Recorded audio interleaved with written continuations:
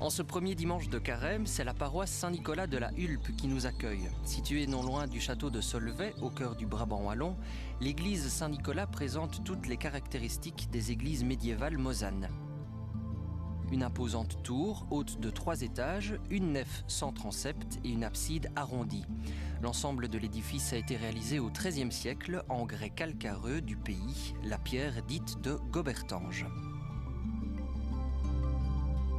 De très beaux et lumineux vitraux décorent cette église et représentent notamment les saints patrons de personnages importants de l'histoire de la région.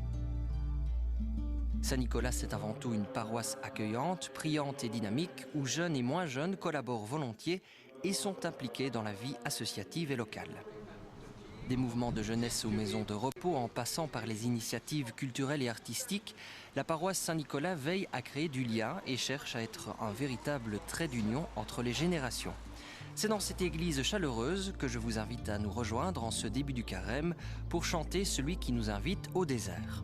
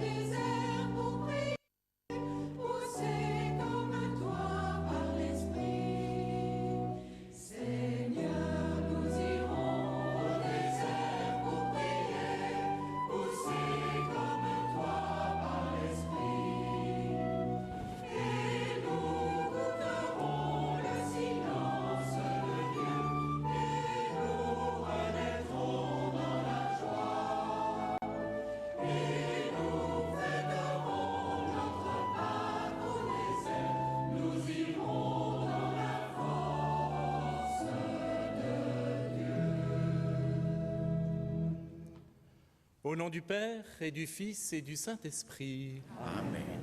La grâce de Jésus-Christ notre Seigneur, l'amour de Dieu le Père et la communion du Saint-Esprit soient toujours avec vous. Et avec votre esprit. Frères et sœurs, soyez les bienvenus en ce dimanche matin dans notre église Saint-Nicolas de la Hulpe. Aujourd'hui, c'est avec joie que nous ouvrons notre célébration à de très nombreuses personnes, les téléspectateurs de l'A2 sur la RTBF et de France 2 avec le jour du Seigneur. Voici revenu le temps du carême, temps du rendez-vous avec Dieu et donc du rendez-vous avec nous-mêmes. Avec Jésus, nous sommes invités à partir au désert, lieu par excellence de liberté où aucun chemin n'est tracé. 40 jours nous sont donnés pour vivre pleinement notre vie, pour suivre Dieu seul et non pas nos désirs de posséder, de briller, de dominer. Changeons nos cœurs et croyons en cette bonne nouvelle qui nous libère. Avec un cœur plein de confiance, implorons la tendresse et la miséricorde de Dieu.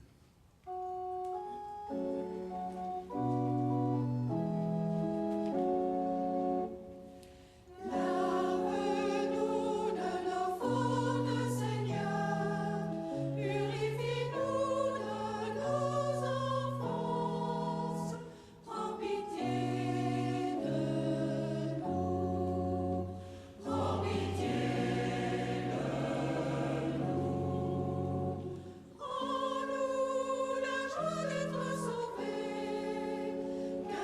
esprits nouveaux nous soutiennent, prends pitié de nous, prends pitié de nous.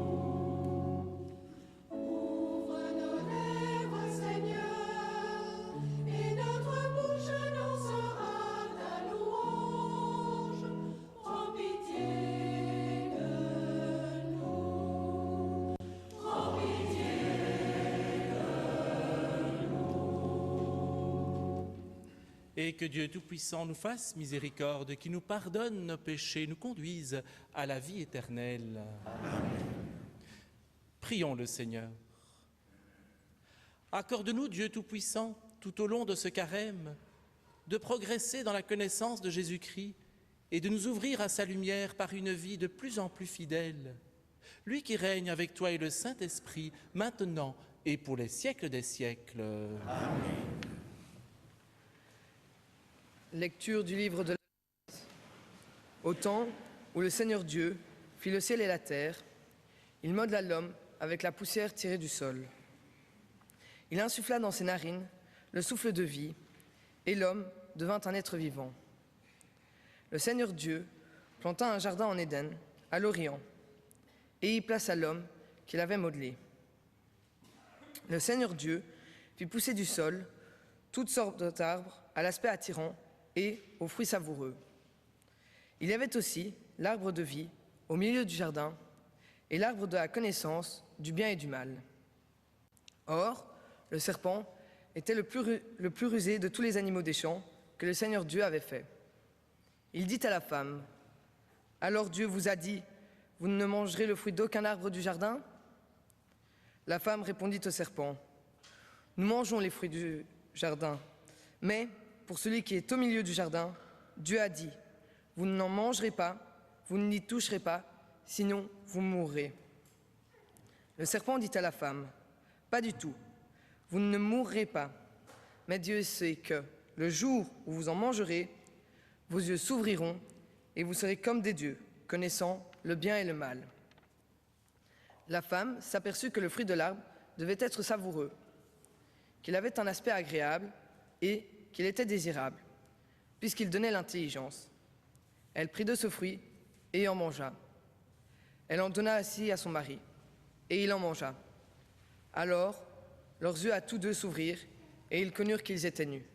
Parole du Seigneur.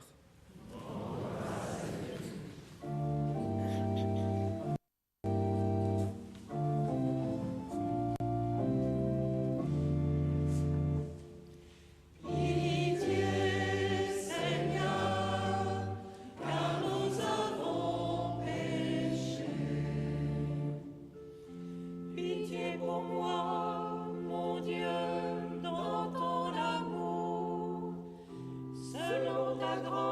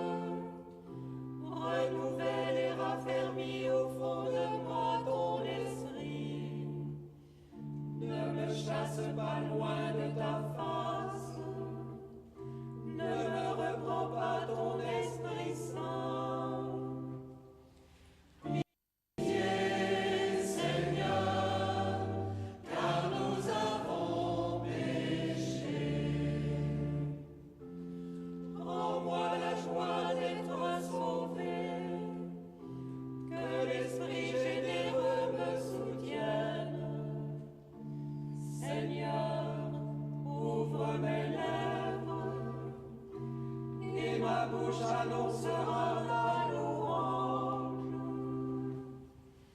Pitié, Seigneur, car nous avons péché. Lecture de la lettre de saint Paul apôtre aux Romains. Frères, par un seul homme, Adam, le péché est entré dans le monde, et par le péché est venue la mort. Et ainsi, la mort est passée en tous les hommes du fait que tous ont péché. Avant la loi de Moïse, le péché était déjà dans le monde. Certes, on dit que le péché ne peut être sanctionné quand il n'y a pas de loi. Mais pourtant, depuis Adam jusqu'à Moïse, la mort a régné, même sur ceux qui n'avaient pas péché par désobéissance à la manière d'Adam. Or, Adam préfigurait celui qui devait venir. Mais le don gratuit de Dieu et la faute n'ont pas la même mesure. En effet, si la mort a frappé la multitude des hommes par la faute d'un seul, combien plus la grâce de Dieu a-t-elle comblé la multitude, cette grâce qui est donnée en un seul homme, Jésus-Christ. Le don de Dieu et les conséquences du péché d'un seul n'ont pas la même mesure non plus. D'une part, en effet, pour la faute d'un seul, le jugement a conduit à la condamnation. D'autre part, pour une multitude de fautes, le don gratuit de Dieu conduit à la justification. En effet, si à cause d'un seul homme, par la faute d'un seul homme, la mort a régné, combien plus, à cause de Jésus-Christ et de lui seul, régneront-ils dans la vie ceux qui reçoivent en plénitude le don de la grâce qui les rend justes. Bref, de même que la faute commise par un seul a conduit tous les hommes à la condamnation, de même l'accomplissement de la justice par un seul a conduit tous les hommes à la justification qui donne la vie. En effet, de même que tous sont devenus pécheurs parce qu'un seul avait désobéi, de même tous deviendront justes parce qu'un seul a obéi. Parole du Seigneur.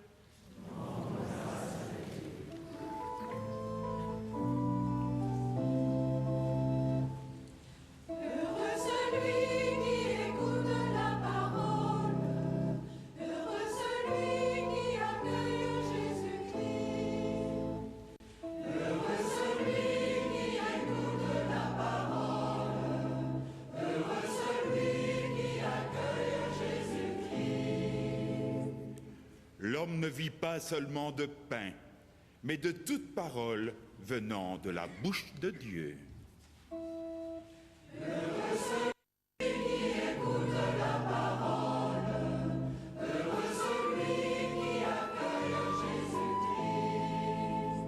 Le Seigneur soit avec vous. Et avec votre esprit. Proclamation de l'évangile de Jésus-Christ selon saint Matthieu. Gloire à toi, Seigneur. Jésus, après son baptême, fut conduit par l'Esprit au désert pour être tenté par le démon. Après avoir jeûné 40 jours et 40 nuits, il eut faim. Le tentateur s'approcha et lui dit « Si tu es le Fils de Dieu,